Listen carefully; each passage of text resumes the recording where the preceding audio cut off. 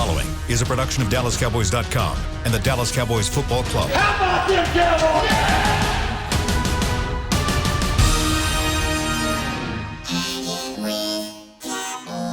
Blowing out of the backfield, exploding down the sideline. This is Hangin' with the Boys, presented by Wingstop, where flavor gets its wings. Now, your hosts, Nate Newton, Kurt Daniels, Jesse Holley, and Shannon Gross. Welcome to the Tuesday edition of Hanging with the Boys, where we are still trying to get over the devastating first season game of the year, first game of the season. Congratulations, by the way, to the Dallas Stars heading to the Stanley Cup Championship. Kurt, you pretty pumped about that? That's your former employer there. Yeah, that's right. Yeah, exciting. Shannon, we don't know what's happening with you, but you're having some terrible audio, so I'll take over this thing right now. Yo, welcome to Hanging with the Boys. It's me, Kurt. Jesse Holley, with my guy Kurt Daniels, Nate Newton, and Shannon Gross. Is trying to figure out some stuff that he has to do, I don't know, audibly, but shout out to the Dallas Stars who are on their way to the Stanley Cup Finals. You know what? We got to just really give them a lot of props because we've had a lull in teams getting deep into the playoffs, into championship rounds. Yep. So shout out to the Dallas Stars. Yep. Give a round of applause for the Dallas Stars. We'll all be watching and supporting. It was and hope it's right. I hope it's contagious. Since what? 99 when they won it. Since 99 when they won it. Yeah, 99 was the last time they was in it, right? Yeah. And 2000 was another chance they had at it. But I'm telling you, I'm with you, Jesse. So I hope and pray all that becomes contagious. Yeah, that's for sure. We need some contagious going on here.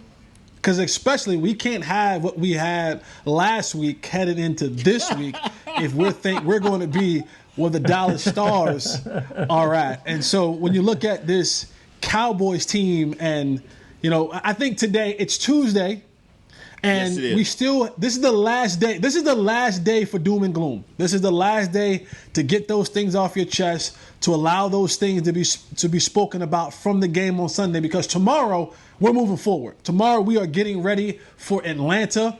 But, you know, Nate, you had a chance to digest, to let it sink in about what you saw. You saw the replays. You might have watched the game. I don't know if all 22 was up. It wasn't up when I checked the other early this morning. But you got a chance to have all that stuff processed. Give me, from the Nate Newton perspective, give me one thing that stood out to you the most that you just quite wasn't. You didn't understand. You said, I don't understand how we did this in this way. Well, what is that one thing that stuck out to you? This is weird what I'm going to tell you. And we don't have Nate Newton. Kurt. Oh, here we go. We don't. It's bad. We got Nate. I think it's bad. I'm here. You can't hear me? Yep. Yeah, I can hear you now. Go ahead. Yeah, you're in and out. I tell you, it's what I'm going to say is weird. As bad as we played and the few mistakes that we made, we still only lost this game by 3 points. So I know that the head coaches went and watched this film and say, yo, as bad as we played and the missed calls that we had, they could have easily won that game. It would have been ugly, but they could have won that game. So the weirdness of this game, man, and I would have thought last year, anytime we was giving up more than 30 minutes a game, and we scored less than 20 points, we normally be blowed out. We were not blowed out. And another thing but Nate, to your point, Nate, about an ugly game, don't you think the Cowboys should be at a point in their just football careers with this current roster, who have a lot of experienced players, that you shouldn't be losing the ugly games? Like, you have enough talent, enough experience, enough. Your head coach has a Super Bowl. Like, you should win the ugly games. We talked about this for the last 10 years about coaching being able to win games. Shouldn't the Cowboys be to a point where the ugly games should now be going in their favor? This is where this is where your head coach and your quarterback does not allow you to lose games. Dak is in his 5th year. Forget a new coach. You still have your same offensive coordinator with basically the same offensive scheme. This is where your quarterback does not allow you to lose this game. This is where he steps forward and takes control and puts you in that position to win this game. And so, but I still cannot get over the fact that Dontario Poe and our inside guys did not handle their business. That stays the same overnight as I sleep. But as you brought that up, I agree. And I told y'all guys off air, this is the year where Dak, not monetarily, not nothing else. I have nothing to do with that. I'm talking about as a quarterback, head up, as Michael Irvin would say. This is where you show who you are in tight, close games. Jesse, you're talking about this team, though, having the experience now that they should be able to win these close games. They should be able to win these ugly games. But, I mean, you go back, last year, I think they scored 24 or fewer points 6 times. They lost all 6 of those games. They were horrible in one-possession games. I think they were 1-7 or something like that. I mean, they had the second worst record in the NFL in one-possession games. This may be who the team is. I mean, they're kind of picking up right where they left off with. Talk about they should be experienced now and they should be able to win these games. Is this who they are? Kurt, that is so right in what you're saying, but I think it's one caveat. You do have a different offensive mind at the head of this deal. And so I think that I would give him this one game to look at his team on film and say, It shouldn't take an experienced guy like him. The way he say he looked at film all offseason, the way he say he dissected and broke down things all, now he got something tangible that he can lay his hands into. And now he said, okay, let me go talk to Kellen. Let me go talk to Mike Nolan. This is what I see. This is what we need to fix quickly, and this is how we need to proceed. Kurt, so one of the stats that I saw in this game that is a significant stat. It's a telltale sign of teams winning and losing football games in the National Football League. And when I look at this team, I always look at the makeup of a team of what their head coach's strength is. I look at a team like the Pittsburgh Steelers. Mike Tomlin is a defensive-minded coach. So I look for that team to be stout defensively. I look at this team with Mike McCarthy. Mike McCarthy is an offensive-minded coach. So I look for this team for its identity to be founded and the foundation to be offensive. The Cowboys were they were 33% on third downs in the game on Sunday. What did you see in that game where they just weren't able to take those third downs and actually convert them to extend drives? And is that something that is more on Dak, or do you think that's more on Kellen Moore / Mike McCarthy with calling the right plays prior to and on that down to give this team success? That's a good question. I mean, it sounded like that's why I asked it. I should expect it, right? Okay. Well, they threw the ball on first and second down. All right, Nate, go ahead. You're trying at the bit. Hold on. No, go ahead. Let Kurt get this one off. You got to say, Kurt. Well, for real.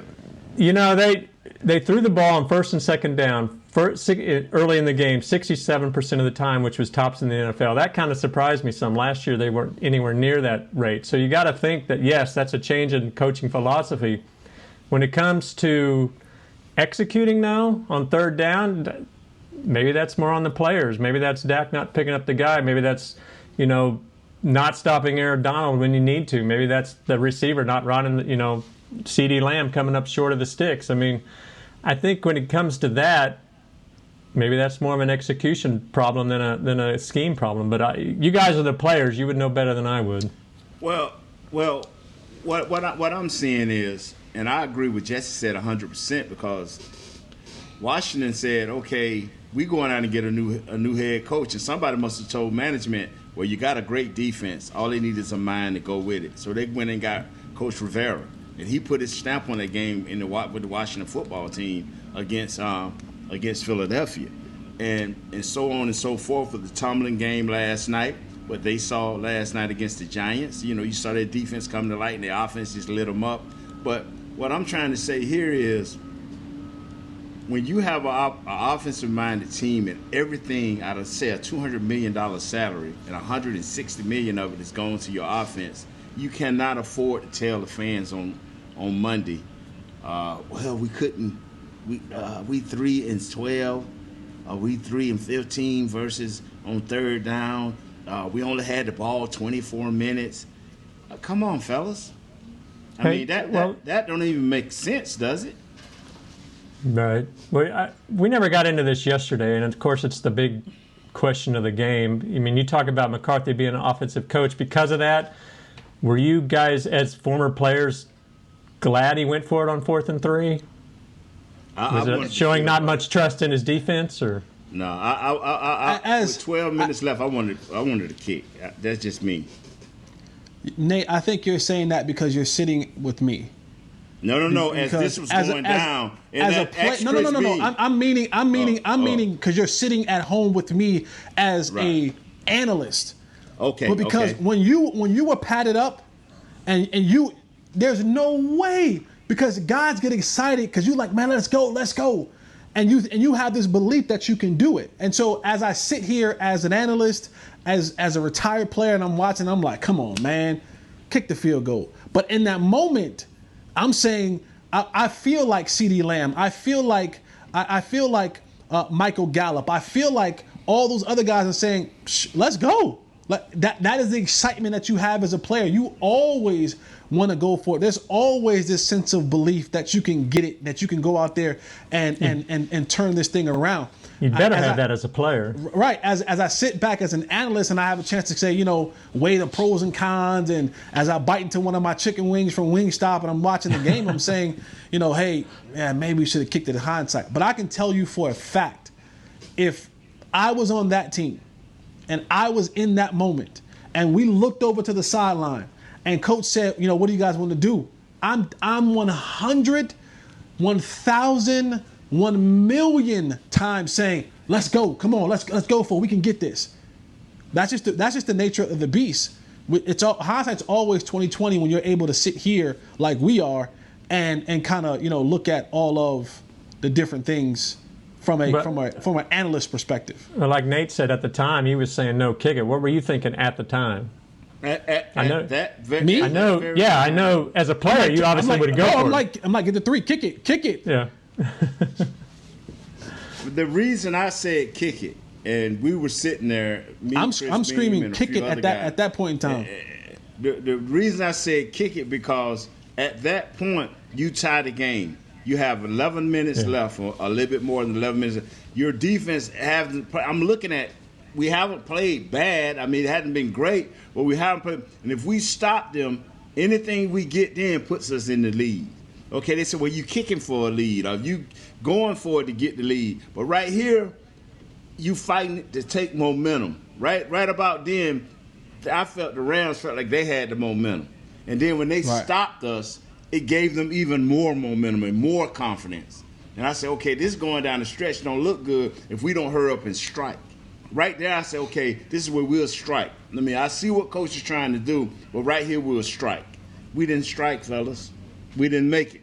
And it always come down for the Dallas Cowboys in the end, a catch that ain't a catch, a penalty that ain't a penalty. Aren't we tired of that? Well, talking about strike, I want to pose a question, and I want to give us a moment to ponder over it as we go into the break. And the question is for Nate, for Kurt, and Nate, more so for you specifically, because you come from the offensive line. And we've talked about this Cowboys team always having to have everything in place, everything being perfect.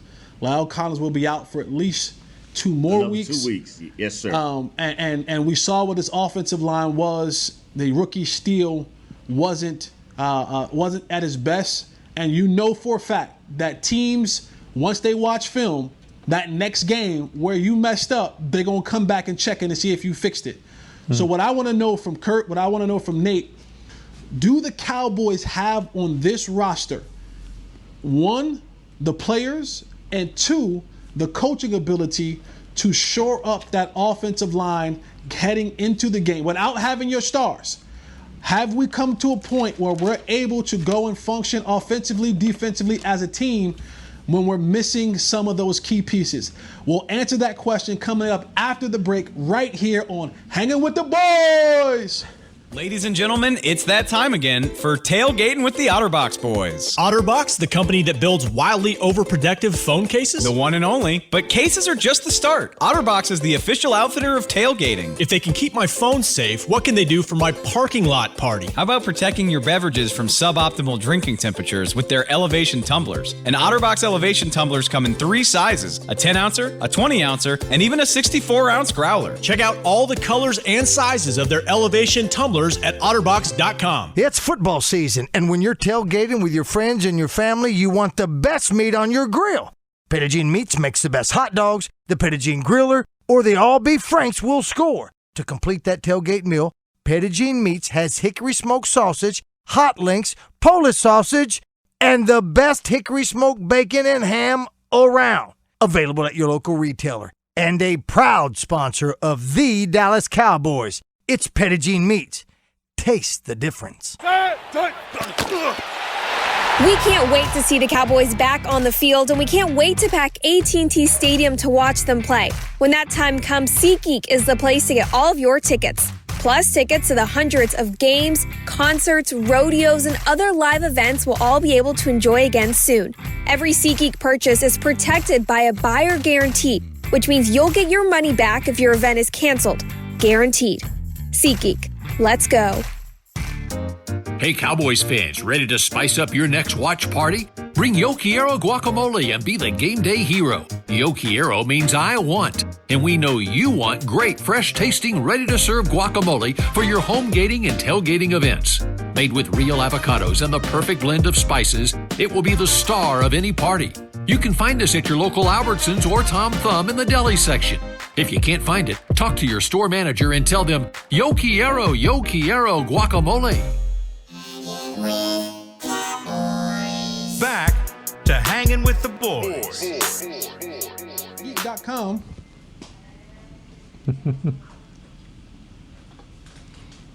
Don't miss your chance to get tickets to see your Cowboys at AT&T Stadium this season. A limited number of single-game tickets are on sale now. Get yours today at DallasCowboys.com/tickets.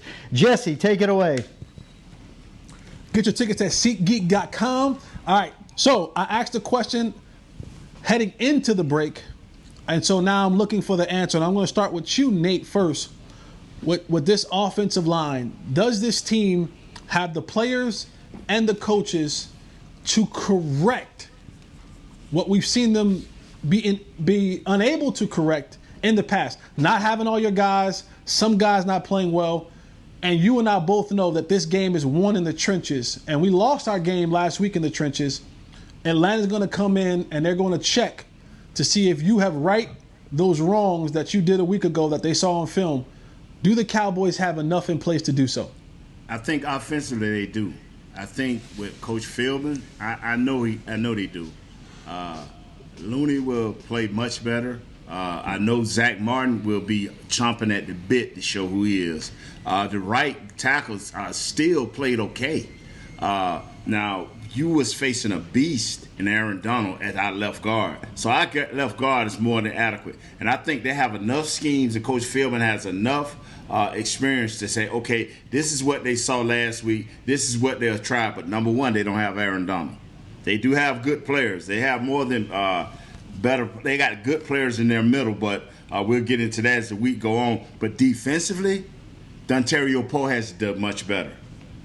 He just seemed like he was playing along to get along this past weekend. Like you said, the big boy theory. I know Antoine Woods can play better. I don't know who Tristan Hill is yet, and I know that Tyrone Crawford can play better. So I look for a few of those guys to pick their game up. I don't know. Dontario Poe kind of lost me.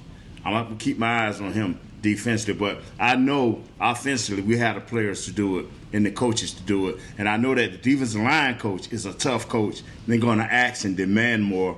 And I'm glad there's no alliances to these players so they can shuffle them in and out how they need to. Shannon, this thing that I've been thinking about since the game was over, the Cowboys now are without Leighton Vander Esch, and Jalen Smith didn't play as well. And there's certain key words that I've heard be described with Jalen Smith since this game was over. And tell me what you think when you hear these words about a player. Mind in the right place, good effort, can play better, but play it with some energy. When you hear those words about a player and then you watch the performance, do you think that Jalen Smith will use that as motivation to have a much better game this week? You know, I don't know what happened to Jalen, because like I looked up on a couple of plays and he just looked lost. He looked out of place. He took a step the wrong direction a couple of times when I was watching him.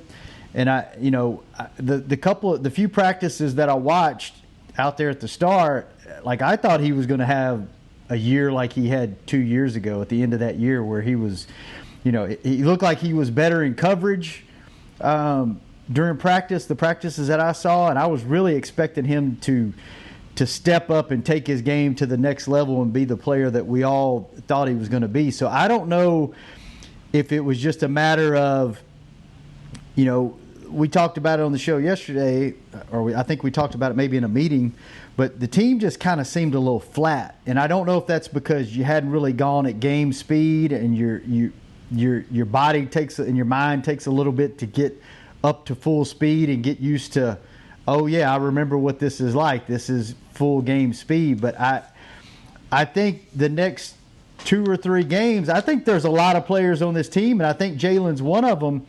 The first 3 or 4 games of this year is going to be what these guys are. I think Dak is one of these guys. Like, you think you know who these guys are. You've seen flashes of this, you've seen flashes of that, but you don't really know what kind of player you have. I think, you may have Cheeto may be that guy that you think you've seen the potential, you've seen the, what you think they might be, but then history keeps showing you that no, this is what this person is. And we keep hearing about the talent on this team and this talent, but Kurt alluded to it earlier. At some point, you are what you are, and if history keeps showing you these habits, these routines, that's what you are. So I think the next 3 or 4 games, you got a new coaching staff in here, you got new schemes. Like it's no longer, you can't put it on the coaching staff at some point. And I think it's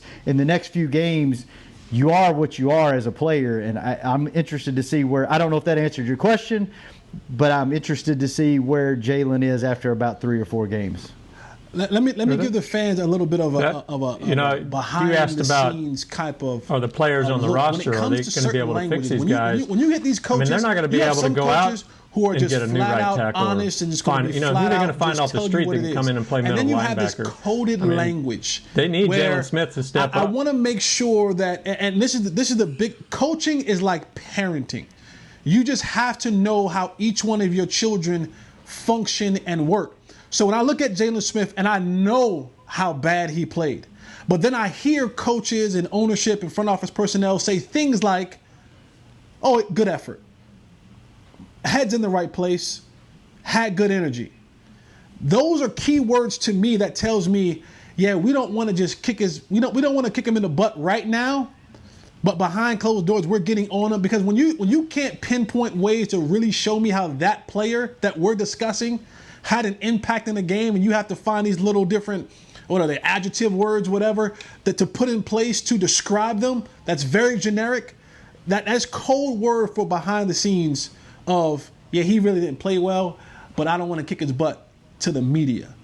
But one player on this defense that played well, and it's probably going to make me eat crow at some point in time in this season. And it was remarkable to see a guy in Aldon Smith who has not played real, live, professional football in 5 years and looked better than the guys who were playing football 5 months ago, 6 months ago, 8 months ago. Kurt, is this one of those things where, because we always get on the Cowboys about having these reclamation projects, and this is a football facility, not a rehab facility. Is this one of those things where the Joneses will be able to look back on this, say in December, and be like, see, I told you this is why we kick the tires on guys like this, because they may be they may be that guy. Did we lose Kurt? Oh, no. Yeah, you did momentarily, so I only caught the last part of your question if you want to repeat it. Sorry. Well, I'll speak on it. Let me say this right here, man. We drafted Jalen Smith. We drafted Leighton Vander Esch, Awuzie, and the beat goes on and on. And I've said it yesterday, and I'll say it again today. You know, it's all right to go out and get a guy like Aldon Smith, but you can't base your team and your foundation on Aldon Smith and those type guys. You cannot. It's your free agents that you're signing as rookies and as 2 and 3 year vets. It's your core guys that you find in the draft through 1 through 7 that's supposed to be building your team. And for you to say, and for me to say, and for you to say, hey, Aldon Smith came out and played. Okay, great, plus for us. But we got to get at least 7 more guys playing on that level.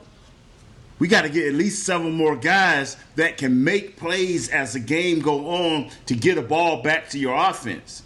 Aldon Smith was that one guy that made those plays. You know, okay, who will we get it from this week? A combination of guys. That's what we have to have. I mean, at the end of the year, saying Aldon Smith is a great player, that's great and fine. But I want to say at the end of the year, did you see Gallimore grow? Did you see Tristan Hill? These are guys that you're drafting in the 1st, 2nd, and 3rd, and 4th rounds. Again, sorry, I got knocked offline for a little bit, but going back to your question about, you know, how are they going to replace these guys, and like Nate says, how are these guys going to step up? They're going to be on the roster, right? They can't, at this point, you're not going to find a right tackle on the street or a middle linebacker. They've got to have guys step up now, right? Like Jalen Smith. Francis Bernard, Jalen Smith, even though he's a rookie. Number 32 for the Rams, Jordan, whatever his name, came up big. That's the guy who tackled CeeDee Lamb for the loss. I mean, you draft these guys, and when you do find an Aldon Smith, that should be your extra. That should be your cream on top of that vanilla, that strawberry shake that you got. That should be that cream on the top, and he should be that cherry. He should be that cherry. We can't draft anybody now. We can't pick up any free agents now. I mean, what do we do now to fill those holes and help them? This is where your roster come into effect. We have Joe Thomas. We have Justin Marsh-Leonard. I mean, if at some point, especially with this pandemic, players have to play. And your schemes, they promoted this before the season. Our scheme, we will play the players and fit the scheme to the players. And now they kept the best possible guys that fits this scheme. So now this is where you go. You don't have to go to the street. You got Justin Marsh-Leonard, you got Joe Thomas. Yeah, they're not Vander Esch, or they're not this guy, but they are the guys on your team. It's a bunch of teams that are hurting, that have injuries, and they ain't even worried about it. They moving forward. Now they moaning and groaning in their teams, and they doing pods like we're doing, and they groaning and moaning too. But you know what? Everybody understands. It's correct me if I'm wrong. It's on your team. That's why we got McCarthy here, right? My boy Freaky Mike. My boy Freaky Mike. And so I want to give the reins back to Shannon after this break. so I can talk the last 15 minutes of this show and just tell everything. No, well, you've been talking all the while, Jesse. Just keep doing what you're doing. No, I'm enjoying this. I'm enjoying this host role. It's giving me an opportunity to kind of work on my skills. The more you can do, right? The more you can do, the more valuable you are to the team. So when Shannon takes a day off, I can go ahead and host the show. But I do want to dive into, and I'll start it off, but I want to talk about this Kellen Moore, Mike McCarthy thing. Is it too early for Mike McCarthy to take the reins from Kellen Moore and go back to play calling? We know that's his baby. We know that's what he's done his entire career. This is his first time giving up those responsibilities. Is it too early? When is the right time for Mike McCarthy to take the reins back from calling plays? Coming up after this break, right here with your boy Jay Holly, with Shannon Gross, Kurt Daniels, Nate Newton, and Chris Beam on Hanging with the Boys. Ladies and gentlemen, it's that time again for Tailgating with the OtterBox Boys. OtterBox, the company that builds wildly overprotective phone cases? The one and only. But cases are just the start. OtterBox is the official outfitter of tailgating. If they can keep my phone safe, what can they do for my parking lot party? How about protecting your beverages from suboptimal drinking temperatures with their elevation tumblers? And OtterBox elevation tumblers come in 3 sizes: a 10-ouncer, a 20-ouncer, and even a 64-ounce growler. Check out all the colors and sizes of their elevation tumblers at otterbox.com. It's football season, and when you're tailgating with your friends and your family, you want the best meat on your grill.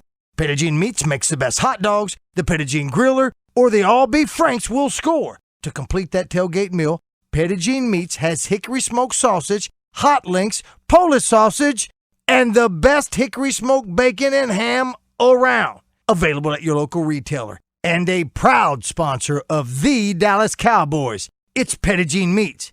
Taste the difference. We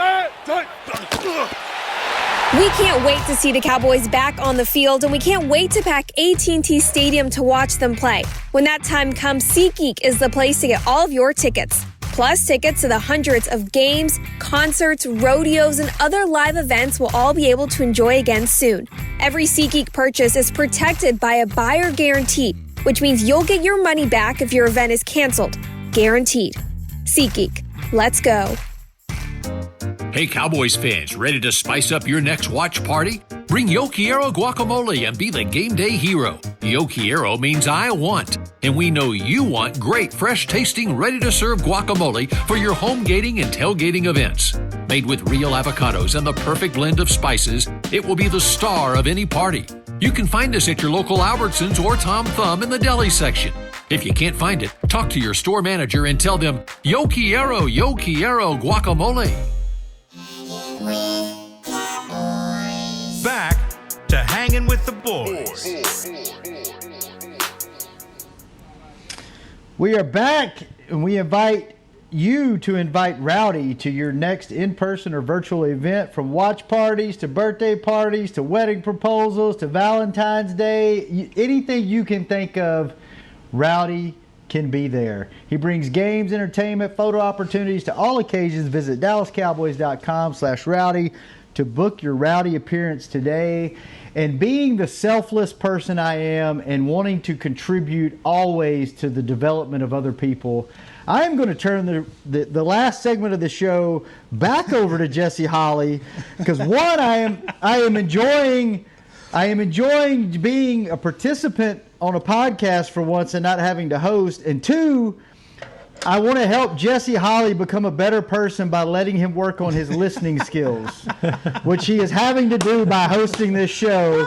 So Jesse Holly, take over the last segment. It's all yours, brother. All right, let's do it, man. I got it. So game 2 coming up this week. We saw this Cowboys team score 17 points in their opening game. Kurt, you alluded to it earlier, is that when this team was in one possession games, when they scored less than 24 points, they were abysmal. They were a bad football team. We hired Mike McCarthy because of the vanilla, predictable, dry, stale offense that we got for the last 10 years from Jason Garrett. This was a guy who was supposed to come in here and revamp this thing and give us a new lease on life with all of these offensive weapons. They kept Kellen Moore, who was here last year, who was like the prodigal son, to Jerry Jones and Jason Garrett. And mainly because we went through all this stuff, they wanted to keep the terminology the same, some familiarity for Dak as they're trying to make him their franchise quarterback. But after you watch this game and you saw how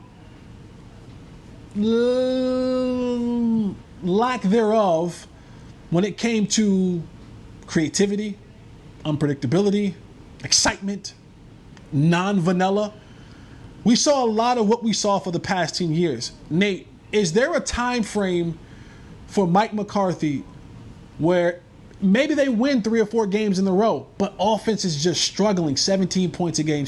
They're milling around. Is there a point in time, do you see, in your personal opinion, that Mike McCarthy goes in and says, listen, kid, I appreciate your effort. You'll continue to help out with this thing, but Daddy got it now? It's time is now, Jesse.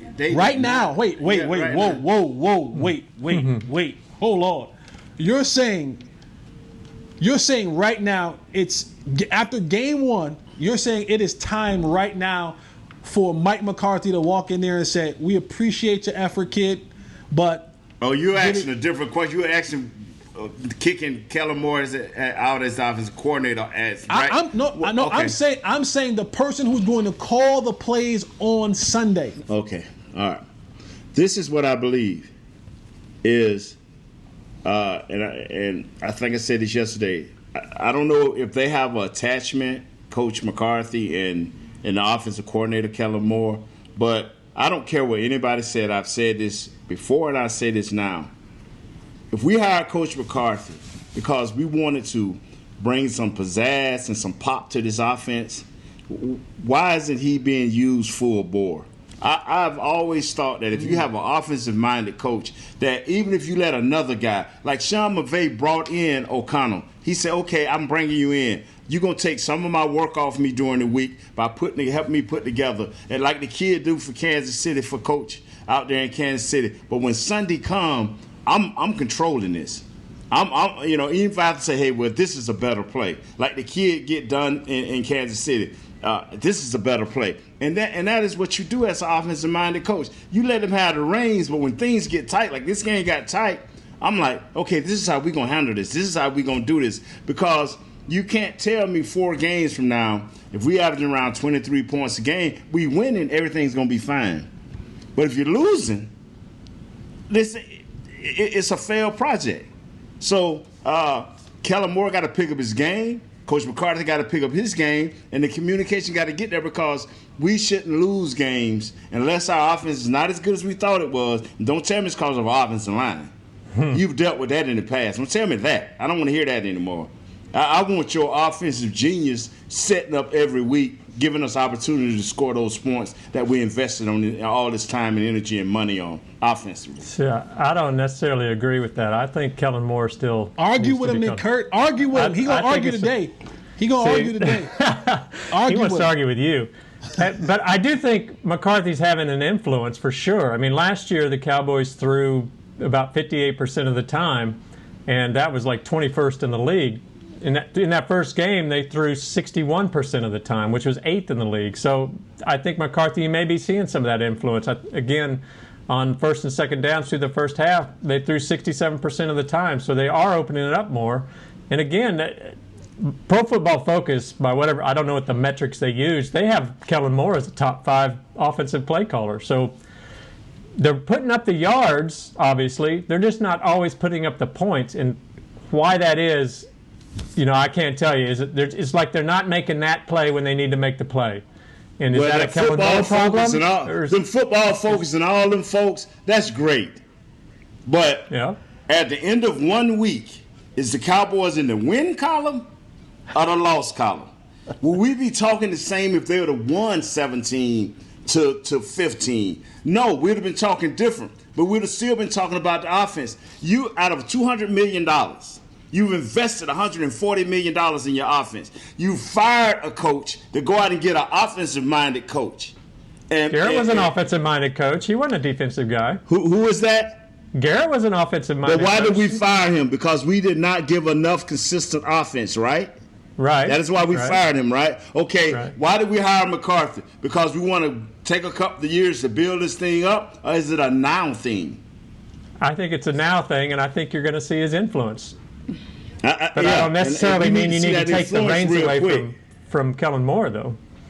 Do you believe that if we start out great and strong at the beginning of this season, it would carry us into the meat of this ugly road deal here in a couple of weeks or 4 weeks? If we start out strong now, and that's what I'm saying, is I'm not saying that he has to take away the play calling from Kellen Moore. I'm not saying that. But I'm saying you got to have some type of connection, whereas when things get tight, who do you want calling the plays, honestly? When things get tight, I'm asking you, Jesse, and I'm asking you, Shannon. When things get tight and it get ugly like it was the other day, who do you want calling plays? But Nate, wouldn't that go back to the notion that you want to have one voice, one sound, right? Because if you're talking about, and I'm just giving perspective here. I'm just trying to have open dialogue with it. Is for a quarterback in Dak Prescott in an offense with all these weapons. Do you want to keep having two different voices tell your quarterback to do two different things at different points of the game? Should it be Norv Turner every single day, or should it be Norv sometime and Jimmy some other times? Like, Jimmy was a defensive coordinator. Jimmy was a defensive coach. Let me say this right here. If you can't put your stamp on your team, I've seen a lot of times where Belichick, at crucial times in the game, go back there and sit down with his defensive coordinator, and they talk about things. And he said, well, this, and he hands it to him, and he puts it out there. I've seen where Sean McVay goes and sit down and gets it and works it through. The same with this game. He works it through, which it's not stripping nobody of their authority. It's sharing the responsibility. The kid in Kansas City, I think they're with doing that that. Coach. I think McCarthy's doing that. Do you really think they're doing that? If we've seen enough camera work to know that? Well, I mean, we've only seen I've one seen game, these other coaches do that. I've seen Andy Reid walk up to his. I've seen Andy Reid walk up to his offensive coordinator and say, "What you thinking here? What? Yeah, Eric Bennett. I've seen him do this. Well, okay, of course, so but we got our seen guys. one game of McCarthy and Moore. I think McCarthy's going to have it. You asked me. Sure. You asked me. What is the difference between this year and last year with this past game? What is the difference? Your head coach is the big difference. Okay. Did you see his influence that much besides a percentage of more passes? Well, that's a pretty big influence, isn't it? Did we see the motions and the movement and all of this stuff right here? That's a great question that you hit on right there, Nate. And that's true. I want to bring Shannon. Into this right here to piggyback off of what Nate just said. A lot of us feel like coaching should bring you a game and a half, 2 games. Thank you. From my perspective, Shannon, and I know this is a small sample size, and I won't hold you to this for the entire year. Thank you. But do you think that Coach McCarthy is going to do like Nate said? Is he going to show his influence in game? I think Nate's speaking more in game influence than overall influence. I mean, like in the game, in the moment. Hey, we're in the fourth quarter. It's a 1-score game. Hey, come, Kellen Moore, bring the guys around. Dak, come around, and hey, let's look at these type of plays. Yada. In your perspective, do you think that? Let's do the over/under. How many games do you think that Coach McCarthy, his influence alone, will be the reason why this team wins? 2, 3, none? I think a couple of things I want to hit on. One, I think coaching, you should have 2 wins a year just from coaching, at least. Maybe 3 or 4, depending on how good of a situational coach you are. I think your question earlier about when will McCarthy insert himself and be more of a game day presence, you got to think this is his first. He sat out a year. This is his first in-game action that he's been, and he's recreated himself, according to him, by doing the analytics and by listening and watching and being willing to adapt. And I think he went down this road all offseason saying he's going to let Kellen Moore call the plays. He's going to let Kellen Moore call the plays. It's going to be really interesting because you guys know one thing, that if you're a head coach at any level, you are a control freak above and beyond anything else. Your job depends on you being in control and the outcome of what you control and how you control it and the decisions you make. I guarantee you, if he feels like the game is better, the team is better suited with him calling plays, you are going to see him take over play calling sooner rather than later, because ultimately his job and his legacy depends on that. So if he's a offensive genius, he's a quarterback genius, I think you're going to see it. If you see this offense struggle to put up points, I think you're going to see it sooner than later. I don't think he's going to be like Coach Garrett was and wait till the season's almost over before he starts making changes and saying, okay, we're going to do things different. I think you're going to start seeing that pretty quick. I don't have a timetable, but I think you're going to see some things that are going to look different soon. Do you think he obviously made the call to go for it on 4th and 3? Do you think he made the play call? No. Okay. I think he knew. I think you knew based off of the play call on 3rd down that he probably said during that drive, "Hey, if we get inside X, we're going for it on 4th," because the play they called on 3rd down. Right. He said we're going for it no matter what, but Moore called those 2 plays, 3rd and 4th down. That's what I think. I'm calling the next play, and I'm calling this game, this show officially over for today. Nate, thank you for bringing the heat all day long. Kurt, I appreciate you saying more than 50 words. Shannon, whatever.